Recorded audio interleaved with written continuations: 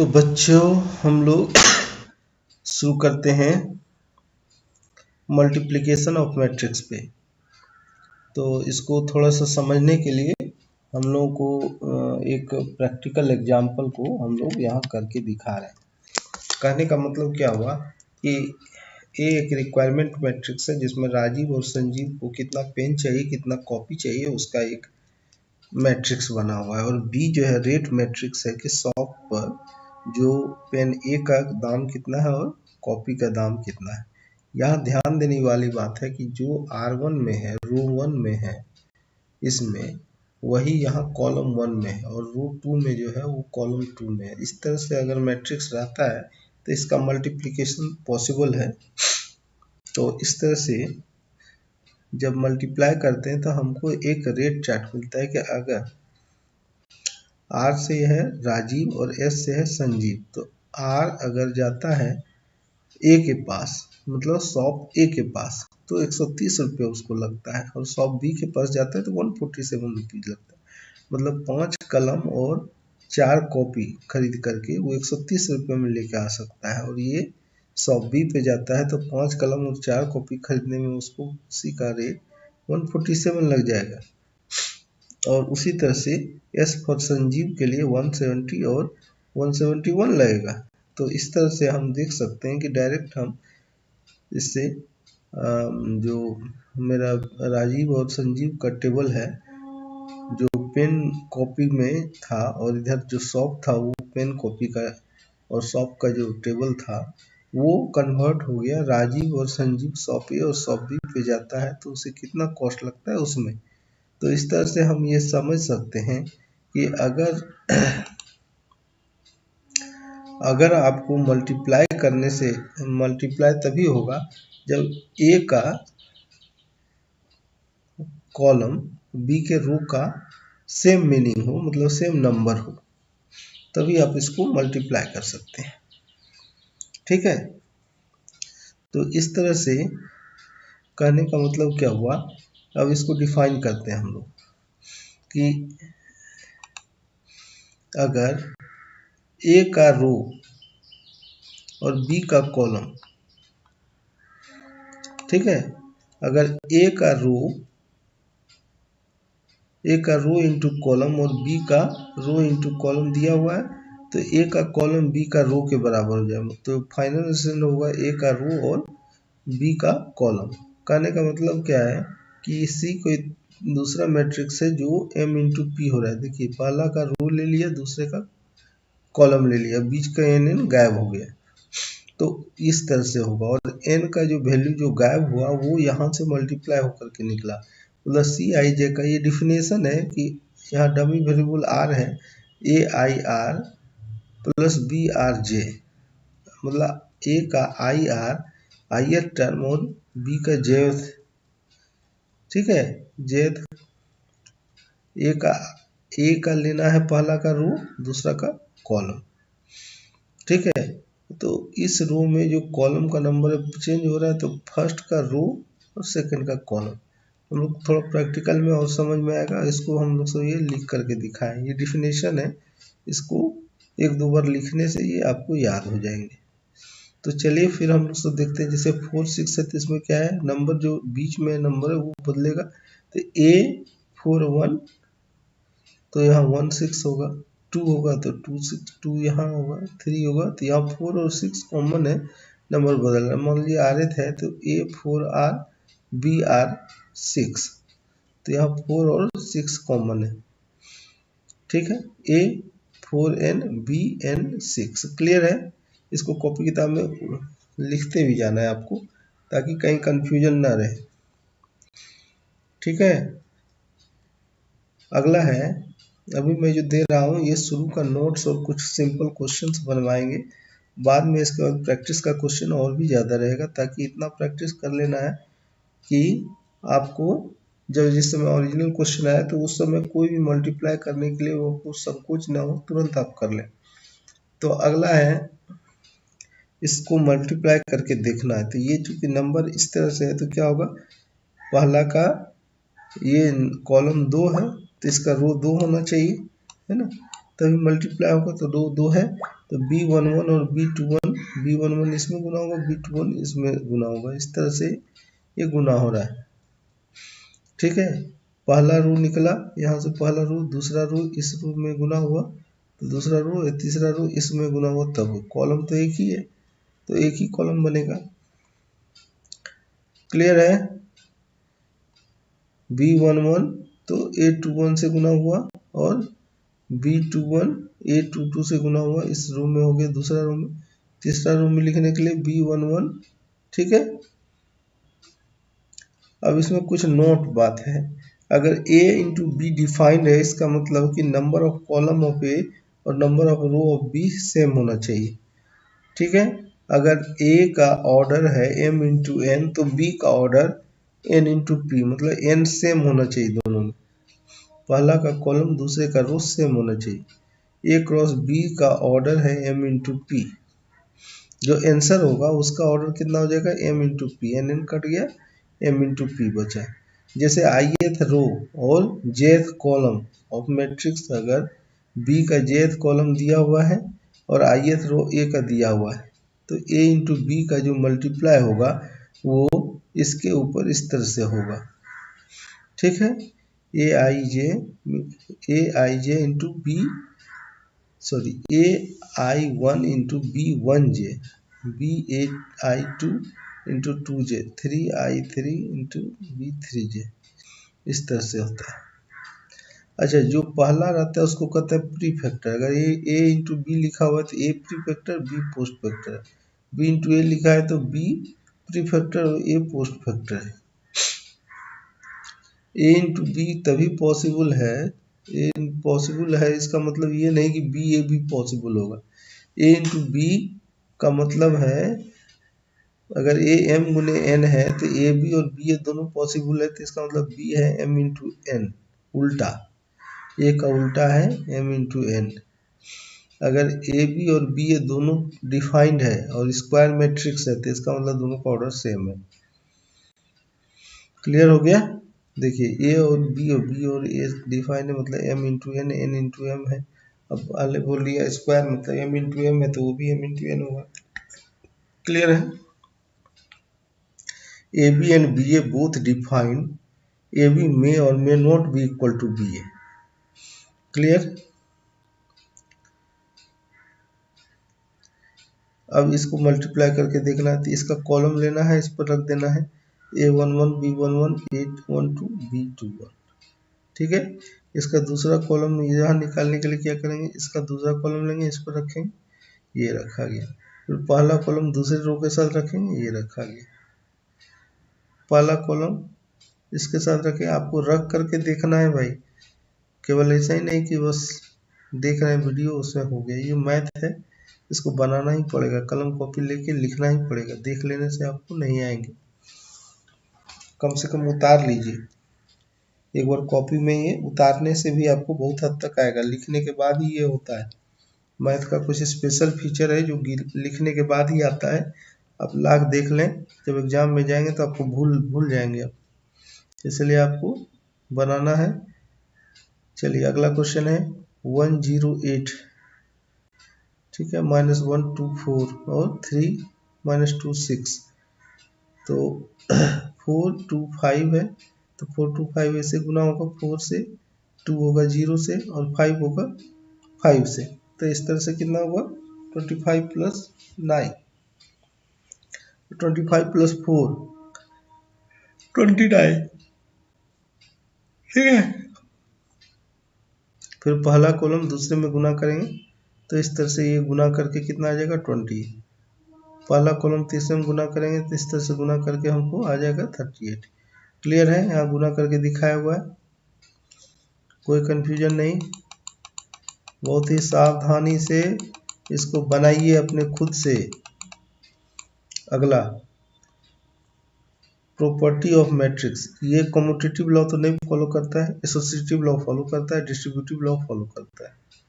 ये पता है एसोसिएटिव लॉ, इसका फायदा होगा बाद में, है ना। डिस्ट्रीब्यूटिव लॉ पता ही है, ये दोनों में डिस्ट्रीब्यूट हो गया है, और डिस्ट्रीब्यूटिव लॉ जो है सो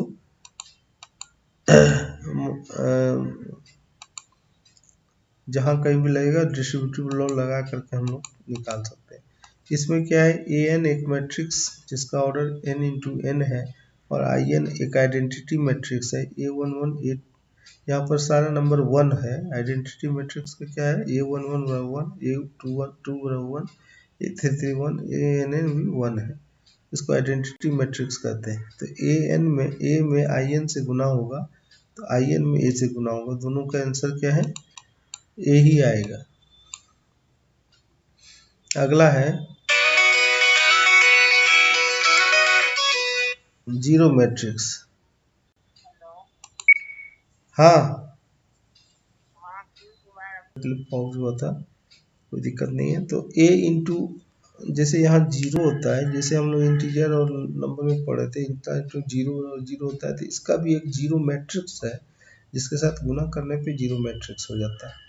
यहाँ पर याद रखने का बात है कि m इंटू एन है और n इंटू पी है, तो आंसर आएगा m इंटू पी। क्लियर है, ये तो हमारा वो ऑर्डर तो जरूर फॉलो होगा, चाहे वो जीरो मैट्रिक्स हो या मेरा आई एन मैट्रिक्स हो। क्लियर, जीरो मैट्रिक्स उसको कहते हैं जिसका एवरी एलिमेंट जीरो हो, हम लोग पढ़े थे। तो इस तरह से पांचवा प्रॉपर्टी है, ए में अगर माइनस बी से गुना करें तो माइनस बाहर आ जाएगा या माइनस भीतर भी जा सकता है, तो जैसा आपको करना है उपयोग कर सकते हैं। ए माइनस ए इंटू बी में भी ऑर्डर नहीं बदलेगा, लेकिन माइनस आगे पीछे हो सकता है। माइनस में भी डिस्ट्रीब्यूटिव लॉ लगता है, बी माइनस सी में भी डिस्ट्रीब्यूटिव लॉ लग रहा है। यहाँ ऑर्डर नहीं बदलना है, ए से बी, पहले ए बाएं है तो बाएं रहेगा, ठीक है। ए बी बराबर बी ए नहीं होगा, ए बी बराबर जीरो, इसका मतलब ये नहीं है कि ए और बी दोनों जीरो है, इसका मतलब नहीं है, नोट ध्यान रहना है, इसका मतलब ये नहीं है कि जीरो होगा। जैसे ये एग्जांपल में देखिए, यहाँ ए और बी दोनों में कोई जीरो नहीं है, लेकिन ए इंटू बी जीरो आ रहा है। Positive integer power of square matrix, A पे पावर 1 बराबर ए पे पावर 2 बराबर ए इंटू ए पे पावर 3 बराबर ए स्क्वायर इंटू ए। ठीक है, ए पावर एन बराबर ए में ए पे पावर एन जोड़ो या ए पे पावर एन में ए जोड़ो। यहाँ पर क्या है, ए बी बराबर बी ए हो रहा है, ठीक है, लेकिन इसके लिए यही बात है कि ए का पावर है, इसलिए ऐसा हो रहा है।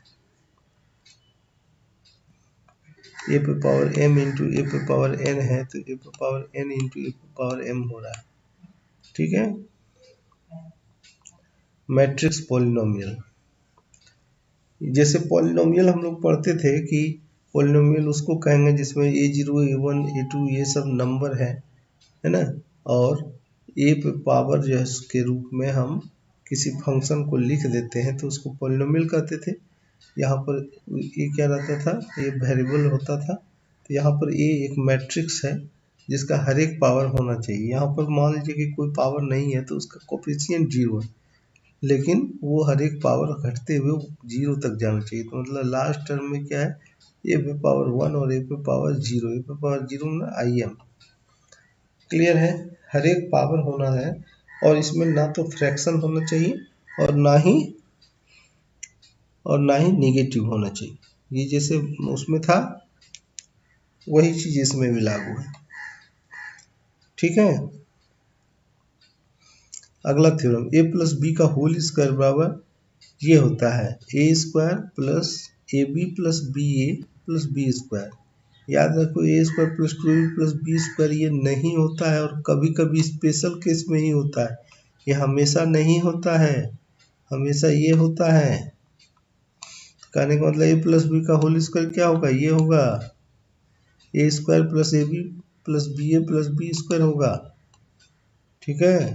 ए माइनस बी का होल स्क्वायर क्या होगा, यहाँ देखिए बी की जगह माइनस बी हो रहा है, तो यहाँ पर जहाँ स्क्वायर नहीं है वहाँ पर माइनस माइनस लगा। यहाँ देखिए एक प्लस है एक माइनस है, तो इस बी के साथ ये जो बी दाहिने साइड में है वो सारा निगेटिव होगा। बी जहाँ दाहिने साइड है वो निगेटिव, और बी बाएं साइड है तो पॉजिटिव है, ठीक है। याद रखने का ये तरीका है। चलिए अब क्वेश्चन पे आते हैं। हम लोग सब प्रैक्टिस के लिए 2-4 क्वेश्चन अभी प्रैक्टिस करेंगे, और फिर बाद में एक्सरसाइज के लिए फुल हम लोग प्रैक्टिस करेंगे। अभी जितना हम लोग थ्योरी पढ़ रहे हैं बस उसको केवल रिवाइज के लिए हम लोग प्रैक्टिस कर रहे हैं। जैसे ए बराबर है 3 - 1 4 2 3 1, बी बराबर 1 3 4 2 1 0 -3 2 3, फाइंड ए बी। तो हम लोग से इसका कॉलम लेंगे 1 2 -3 को और इसके रो में रख करके गुना कर देंगे 3 1 -4 के साथ। तो इस तरह से 1 × 3 बराबर 3, 2 × -1 बराबर -2, -3 × 4 बराबर -12। इसको आपको बनाना है 2-3 बार। 2-3 बार मतलब पूरा अभी आप वीडियो में जो कर रहे हैं अभी पहले लिखिए और इसको फिर अपने से बनाना है, ताकि आपको ये पूरा तरह से कॉन्फिडेंस हो जाए। ठीक है, आदमी को ये लगता है कि मेरे पास इतना समय नहीं है, लेकिन बात यह है कि ये करना ही पड़ेगा, ये जरूरी है। जैसे 3 1 2 है तो 3 -1 4 से गुना होगा, 3 3 या 9, -1 × 1 -1 और 4 × 2 8। फिर इसको दूसरे से गुना करेंगे तो ये यहाँ लिखाएगा 3 1 2, तो 3 6 1 से 3 और 2 से 2, तो 6 6 3 2। जब हम ये वाला रूल ले रहे हैं, ठीक है, हमको ये वाला रूल ले रहे हैं और ये वाला कॉलम ले रहा है, तो ऐसे कंडीशन में क्या आ रहा है हमारा, ये आ रहा है। जब हम ये तीसरा लेंगे, तीसरा रूल लेंगे, ठीक है, जब हम तीसरा रूल लेंगे और इसका तीसरा कॉलम लेंगे तो हमारे ये एलिमेंट है। ठीक है, यहाँ देखिए 0 है इसलिए बीच वाला खत्म हो गया। 4 दूना 8 और 3 11। क्लियर, इसको बनाना है। अगला क्वेश्चन है A B B square so that A square और 0। यहाँ देखिए ए बी बी स्क्वायर है, तो आपको मल्टीप्लाई करते करते धीरे धीरे ए स्क्वायर याद हो जाएगा कि 2 × 2 का ए स्क्वायर कैसे करते हैं। मतलब ये वाला एलिमेंट क्या होता है, ए स्क्वायर और यहाँ पर जो होता है ये क्या हो जाता है, देखिए यहाँ पर क्या हो जाएगा, जब आप इसको इससे गुना करें तो इसका स्क्वायर आ जाएगा यहाँ पर। ठीक है, अब फिर ये देखिए ये वाला एलिमेंट इससे गुना हो रहा है, मतलब ये दोनों गुना हो रहा है। ठीक है, प्लस में करके लिख देना है, तो यहाँ होगा A square B square minus A square B square, तो 0 हो गया। तो यहाँ पर भी वैसा ही होता है, कोना पर माइनस ए बी का होल स्क्वायर, तो ए स्क्वायर बी स्क्वायर हो गया और उसमें से घटाना कौन सा है, ये ए स्क्वायर बी स्क्वायर, तो इस तरह ये भी 0 हो जाएगा। अब यहाँ पर देखिए जो ये वाला होता है उसमें क्या होता है, इतना ब्रैकेट थ्रू इतना प्लस इतना, ये दोनों को जोड़ रहे हैं तो 0 आ रहा है, 20 पर से गुना करें 0 है। इसका भी वही कहानी है, इतना इंटू ये दोनों का जोड़, तो यही है, इस तरह 0 0 आ रहा है। अगला क्वेश्चन है ए दिया है 1 - 1 2 3, बी दिया है 2 1 1 0, तो ए प्लस बी का होल स्क्वायर निकालना है, A square plus 2ab plus B square निकालना है। बताना है कि ए प्लस बी का whole square A square plus 2ab plus B square नहीं हो रहा है, तो ए स्क्वायर निकालना बहुत आसान है, 1 - 2 और यहाँ पर 9 - 2 और यहाँ पर 4 × -1 और यहाँ पर 2 × -1, वही मेथड से आपको बनाना। पहले ए निकाला बी निकाला, ए प्लस बी यहाँ लिख दिया, ए प्लस बी का होल स्क्वायर निकाल लिया, फिर ए स्क्वायर निकाला, बी स्क्वायर मेथड आपको बताया शॉर्टकट भी और लॉन्ग कट भी, तो इसको बढ़िया से बनाना है। ए स्क्वायर निकाला, अब देखिए ए बी किया, बी ए किया। ठीक है, क्वेश्चन आप देखिए बनाइए तभी समझ में आएगा। तो इस तरह से A square plus 2ab plus B square निकाला तो ये अलग आया और इधर से अलग आया, तो कहने का मतलब क्या है कि दोनों इक्वल नहीं है। ए प्लस बी का होल स्क्वायर और A square plus 2ab plus B square नहीं होता है। A B plus B A यहाँ रहता तो होता सही। अगला ये क्वेश्चन है, इसको सॉल्व करना है एक्स और वाई के लिए। एक तो इन्वर्स मैट्रिक्स के मेथड से बना सकते हैं, लेकिन अभी हम लोग सब मल्टीप्लाई के मेथड से बनाएंगे, तो एक्स हो जाएगा इसमें गुना और वाई हो जाएगा इसमें गुना बराबर 3 हो जाएगा। तो इस तरह से क्रॉस मल्टीप्लिकेशन को हम शुरू में हम लिख दे रहे हैं, लेकिन धीरे धीरे क्या है, इसमें भी आपको एक्सपर्ट बनना है और एक ही स्टेप में कर लेना है। पहले ये इक्वेशन को यहाँ लिखे हैं और देखिए x को यहाँ से गायब किए तो क्या हुआ, -4 -3 2 और -11 वो यहाँ लिख दिए हैं। फिर y को गायब किए, यहाँ -y लिखते हैं और यहाँ पर ये इस तरह से लिख देते हैं 3 -3 1 -11। फिर इसमें तीसरा को लिखते हैं तो ये 3 -4 1 2। ठीक है, इस तरह से ये x/50 y/30 और z बराबर 1/10। तो इस तरह से x का मान 5 और y का मान 3 आ गया। अगला क्वेश्चन है, इसको मल्टीप्लाई करें और माइनस करना है। ठीक है, तो पहले मल्टीप्लाई का ही करना होगा।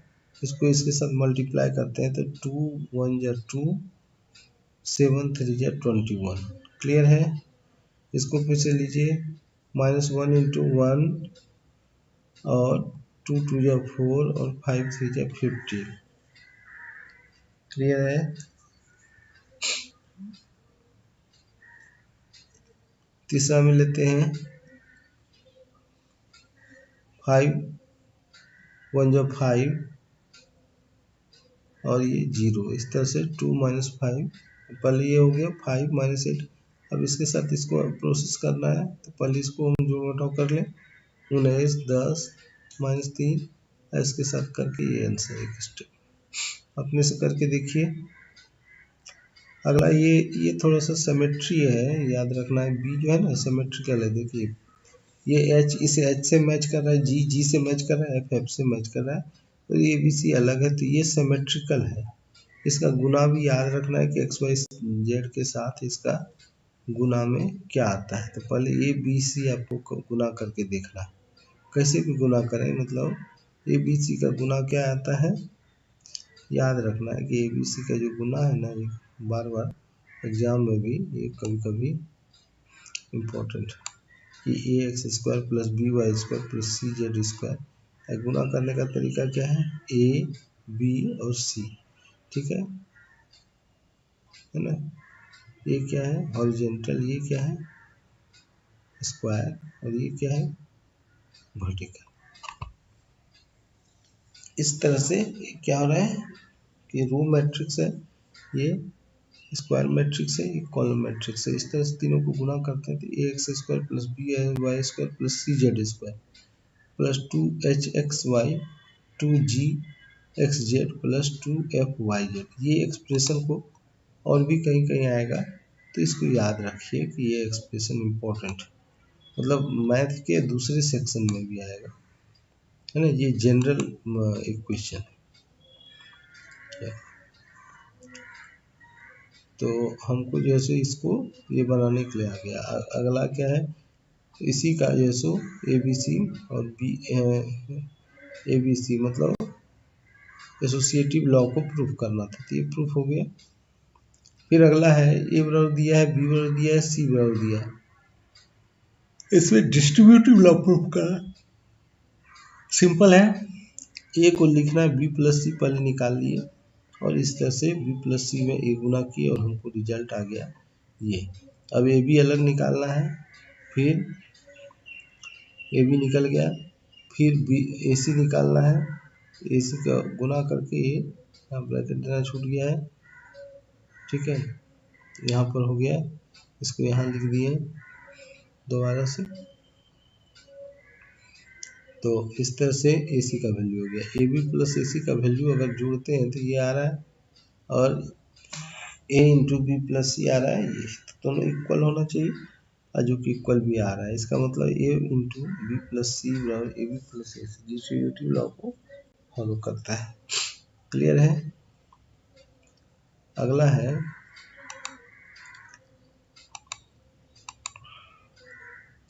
a बराबर दिया हुआ है 0 - tan α/2 और tan α/2 0। तो हमको प्रूव करना है 1 - 1 + a बराबर 1 - a × cos α - sin α cos α।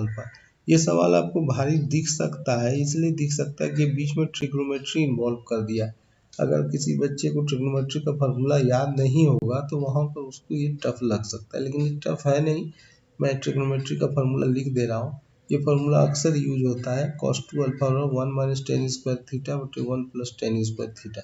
और इसका उल्टा भी सही है, कहने का मतलब टेन स्क्वायर थीटा लिख दें तो 1 माइनस कॉस स्क्वायर थीटा बटे 1 plus cos, sorry 1 minus cos 2 theta by 1 plus cos 2 theta भी होता है। तो यही है, साइन 2 थीटा बराबर होता है 2 tan theta by 1 plus ten square theta. ठीक है, तो अब हम इसमें क्या कर रहे हैं कि LHS को लिख रहे हैं। LHS में क्या है, फिर उसको RHS में करेंगे, है ना।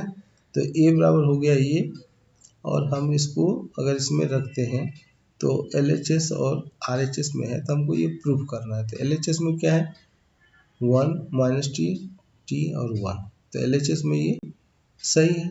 अब RHS में हमको क्या करना है, इसको प्रूफ करना है। तो इसको हम गुना करते हैं,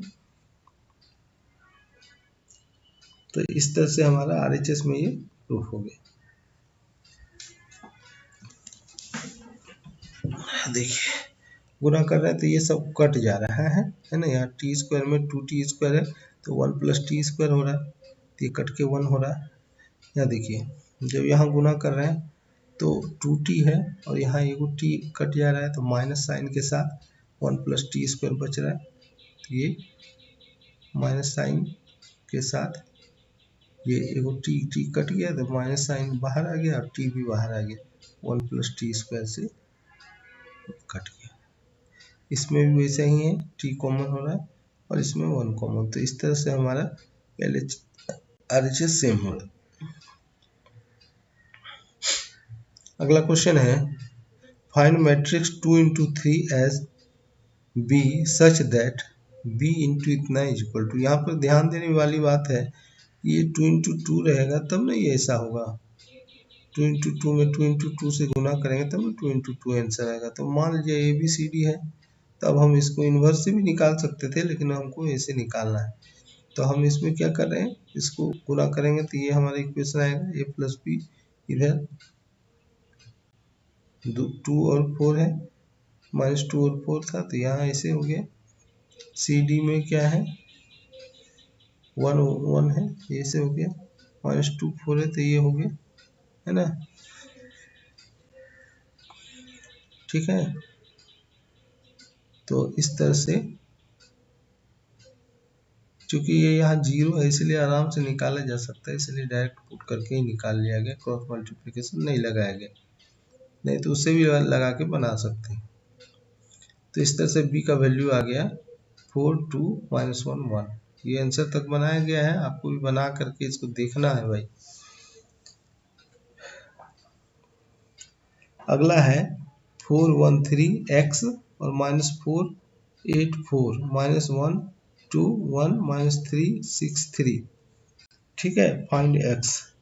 तो a is equal to 3 into 1 है, x is equal to 1 into 3 है, तो b क्या होगा, b है 3 इंटू 3, इसलिए x क्या होगा 1 इंटू 3 होगा। क्लियर हो गया, तो 1 इंटू 3 में ABC मान लिए। अब इसको ले करके बनाते हैं, इस तरह से हम आ गया और हर एक में वैल्यू रखने पे ABC का वैल्यू क्लियर है ना। थोड़ा सा ये एक ट्रिक है जो कि IIT में बहुत पूछता है, तो हम लोग सोच रहे थे ये हायर क्लास का है, लेकिन उसका कुछ पोर्शन जो कि बहुत ही इजी है, जो कि आराम से सीखा जा सकता है। जैसे कैले हैमिल्टन एक थ्योरम दिया था कि अगर कोई भी मैट्रिक्स है उसका कैरेक्टरिस्टिक्स इक्वेशन बनता है और वो 0 के इक्वल होता है। कैरेक्टरिस्टिक्स इक्वेशन बनाने के लिए a माइनस लेमडा आई बराबर 0 होता है। तो ये तो बेसिक उसका फार्मूला था, लेकिन उसके बाद हम लोग डिराइव करके हम लोग इस तरह से उसको निकाले, भैया ये रख देते हैं इसमें और इसमें लास्ट में ये आ रहा है, तो हमको इससे मतलब है, जो फाइनल आंसर आया उससे मतलब है। उसमें क्या हो रहा है कि यहाँ a प्लस डी हो रहा है सम, अगर 2 इंटू 2 मैट्रिक्स का है तो यहाँ पर डायगोनल सम हो रहा है और यहाँ पर इस मैट्रिक्स का वैल्यू आ रहा है। तो इसको हम लोग अगर याद रख लें तो हम कभी भी कोई इक्वेशन दिया रहेगा तो हम फटाक से उसका निकाल लेंगे कि इतना बराबर 0 होगा, उसके बाद हम बार बार हमको स्क्वायर और ए से गुना करना नहीं पड़ेगा। ठीक है, तो उसी तरह से अगर ये वैल्यू दिया हुआ है इसका डिटर्मिनेंट, अगर वो 3 × 3 का है, जब हमको इसका निकालने के लिए बोला जाएगा तो हम इक्वेशन को गुना करते हैं तो ये आता है lambda square into tree minute traces, traces वैसा ही हो गया ए ई आई, इसका गुना जो हो गया ये हो गया ट्रेसेस, वो माइनस होगा, पहला प्लस दूसरा माइनस तीसरा प्लस चौथा माइनस, याद रखना है इसमें भी वही है, पहला प्लस तो दूसरा माइनस तीसरा प्लस है। गड़बड़ा गया यहाँ लिखने में, फॉर्मूला लिखने में यहाँ गलती हो गया है, माइनस नहीं प्लस होगा। चलिए देखते हैं, A D minus B C, इसमें A D minus B C, यहाँ देखिए प्लस है, ये थोड़ा गलती हो गया, इसको आप लोग सुधार लेंगे, ये प्लस है, ठीक है, इसको सुधार लेंगे, यहाँ पर प्लस होना चाहिए, चलिए ठीक है, ये प्लस है, ये फॉर्मूला यहाँ गलती लिखा गया, तो पहला माइनस दूसरा प्लस, तीसरा पहला माइनस दूसरा प्लस फिर माइनस, इस तरह से होता है, ठीक है, यह है फॉर्मूला सही। तो इसमें क्या है कि एक एस के बारे में समझना है, एस क्या है, ए का कोफैक्टर, तो क्या हो गया E F H I plus E का कोफैक्टर और आई का कोफैक्टर, हमको केवल डायगोनल एलिमेंट का ही कोफैक्टर का जोड़ निकालना है, सारा का नहीं, क्लियर। अगर कोई ट्रेंगुलर अपर ट्रेंगुलर मैट्रिक्स रहेगा तो उसका केवल ये डायगोनल का ही मल्टीप्लाई होगा, लेमडा माइनस ए, लेमडा माइनस ई, लेमडा माइनस आई, इसका जो मैट्रिक्स होगा वो केवल इसी का होगा, ठीक है, क्योंकि बाकी सब का क्या हो जाएगा, ऐसे देखिए अगर इसमें रखते हैं तो क्या होगा, अगर हम इसको निकालते हैं तो ये तो तीनों का जोड़ होगा, हाँ तो ये डायगोनल का यही ठीक है, सबसे आसान। मान लीजिए इसका आप कैरेक्टरिस्टिक्स इक्वेशन निकालना है तो ये इजी है, इसका characteristic lambda minus 2, lambda minus 3, lambda minus 4, अगर इसको बोले गुना करके लिखना है तो गुना करके भी लिख सकते हैं। अब मान लीजिए ये है, ठीक है, ये इक्वेशन है, satisfies the value x square, तो इसका क्या हो गया, ये माइनस में होना चाहिए, तो माइनस माइनस यहाँ प्लस हो गया 4x, और इसका 8 चौक 32 10 42 है ना, -42 हो रहा है तो यहाँ माइनस साइन के साथ होगा, ठीक है, यही है कैले हैमिल्टन थ्योरम। अब देखिए लॉन्ग मेथड से इसको बनाते हैं,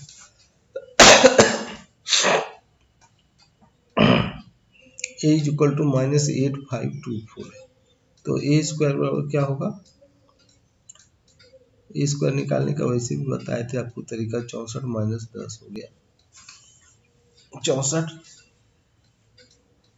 8 का स्क्वायर प्लस 10 74 है ना, इधर 4 का स्क्वायर प्लस 10 26, और इसमें लिखना है, इस दोनों को जोड़ेंगे तो -4 में से 5 से गुना करेंगे और 2 से गुना करेंगे इधर, ठीक है, तो इस तरह से हो गए 74 -20 8 और 26, 4a निकाले तो 4a ये आया, 42i निकाले और सबको जोड़ रहे हैं तो ये 0 0 आ रहा है, इसमें गलती भी हो सकता है लेकिन कैरेक्टरिस्टिक्स इक्वेशन से बनाने में गलती नहीं होगा, ठीक है।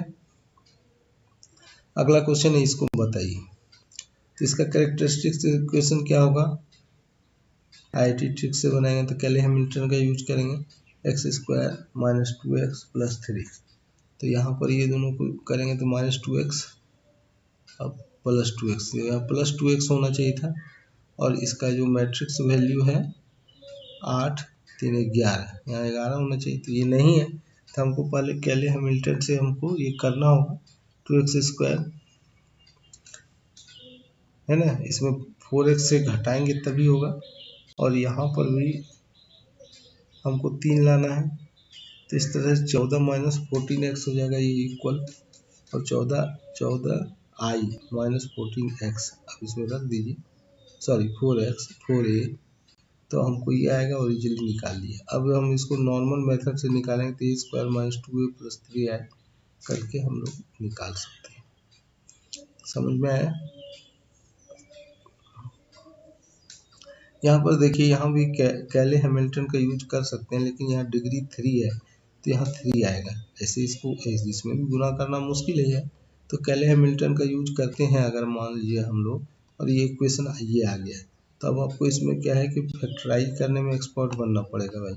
आपको पता ही है कि जब ये 5 है तो 5 का फैक्टराइज क्या होता है, +1 -1 -5 +5, यही 4 में से 5 फैक्टराइज होगा।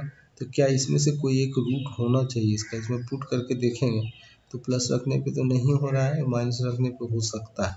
जैसे 9 1 10 हुआ और 3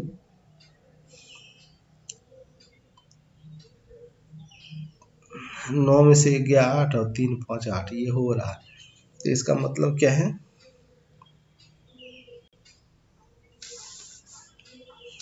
इसका मतलब क्या है कि λ+1 इसका फैक्टर है। तो λ+1 फैक्टर है तो हमको λ² -4 λ -5 ये हो गया इसका कैरेक्टरिस्टिक इक्वेशन।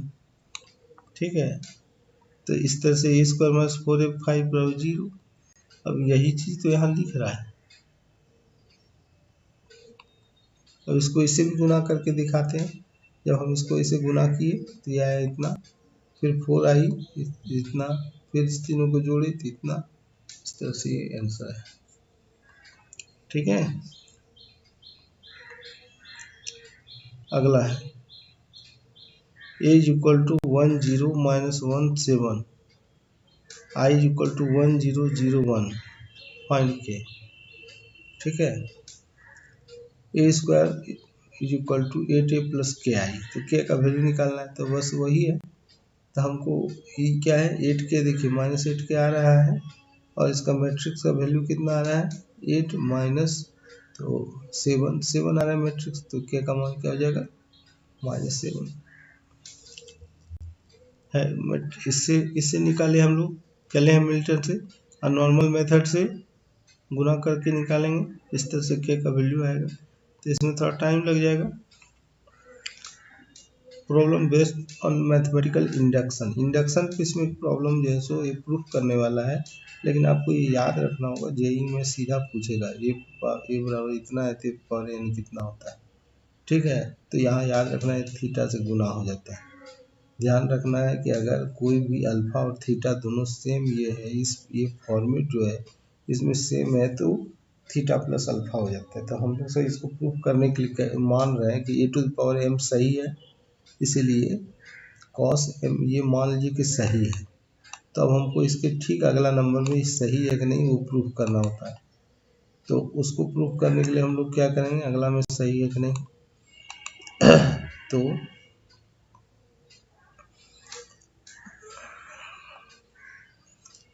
1 करके इसमें रख करके देखेंगे, है ना। तो इस तरह से वो m+1 आ गया, इसका मतलब अगला के लिए भी सही है। जब वो अगर m के लिए सही है और m+1 के लिए भी सही होता है, तो इसका मतलब a⁴1 के लिए सही, तो a⁴2 के लिए सही है ना। a⁴2 में इतना होगा, a⁴3 में 3 × थीटा होगा, 4 में 4 × थीटा होगा, तो n में n × थीटा होगा। ये प्रूव हो गया। यही है इंडक्शन का method. If A is m into n, B is a matrix, then if AB and B are possible, then the order of B is obvious है n into m, ये शुरू में ही बताए थे। ठीक है, if A and B are two matrices given in such a way that AB and A plus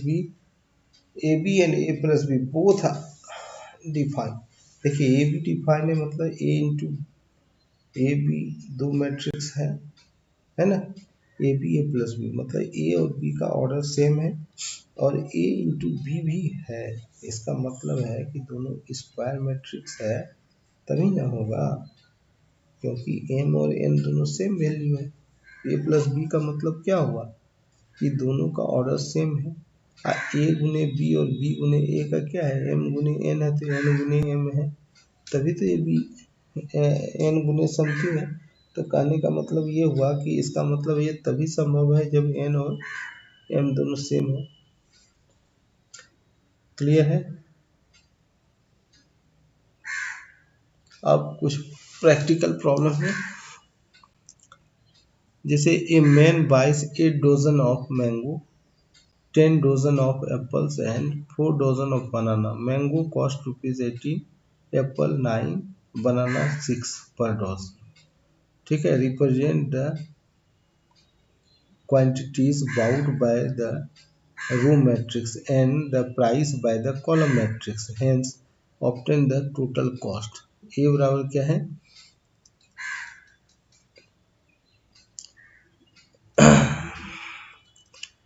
देखिए ए में क्या है, ए मैन बाइस 8 डजन ऑफ मैंगो, मैंगो हो गया 8, 10 हो गया क्या एप्पल्स और 4 हो गया बनाना। क्लियर, और ये रो मैट्रिक्स हो गया। अब इसका प्राइस जो है सो 18, 9, 6, मैंगो का हो गया 18, एप्पल का हो गया 9 और बनाना का हो गया 6। तो इस तरह से ए बी निकालते हैं, तो ए बी का वैल्यू क्या आ गया, ये 1:1 मैट्रिक्स आ गया, तो इसको हम बाहर भी निकाल सकते हैं, इसलिए 2, 5, 8। तो ये हमारा कॉस्ट मैट्रिक्स हो गया। अगला क्वेश्चन है, फिर वैसे ही है, word problem in a legislative assembly, एक इलेक्शन है लेजिस्लेटिव असेंबली इलेक्शन का, a group of political hired a public relation firm to promote its candidate in 3 ways: telephone, house call and letters। मतलब लोगों को कन्विंस करने के लिए वो टेलीफोन, हाउस कॉल और लेटर्स का यूज कर रहे हैं इलेक्शन कैंपेन के लिए। यहाँ पर ये मैट्रिक्स में दिया है कि टेलीफोन का कॉस्ट 40 पैसे है और हाउस कॉल का 100 पैसे है और लेटर का 50 पैसे है।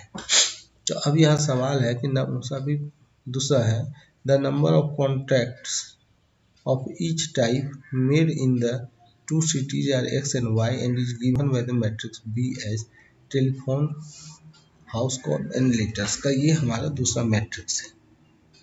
ठीक है, find the total amount spend in the, तो यहाँ पर क्या है, B इंटू ए जो होगा वही स्पेंड का मैट्रिक्स होगा। तो इस तरह से ये इसको मल्टीप्लाई करने के बाद आया 3,40,000,000, ये पैसे में है इसलिए 2 जीरो यहाँ पर से गायब हो जाएगा, तो ये हो जाएगा रुपया में 3400 और इसमें 7200। क्लियर हुआ, hence the total amount spend by group in the 2 cities X and Y is 3400 and 7200 respectively. तो चलिए अब हम इसके लिए फिर से आपको हम, ये तो हो गया आपका थ्योरी पोर्शन, अब इसका न्यूमेरिकल जो है हम फिर अपलोड करते हैं इसके बाद। धन्यवाद।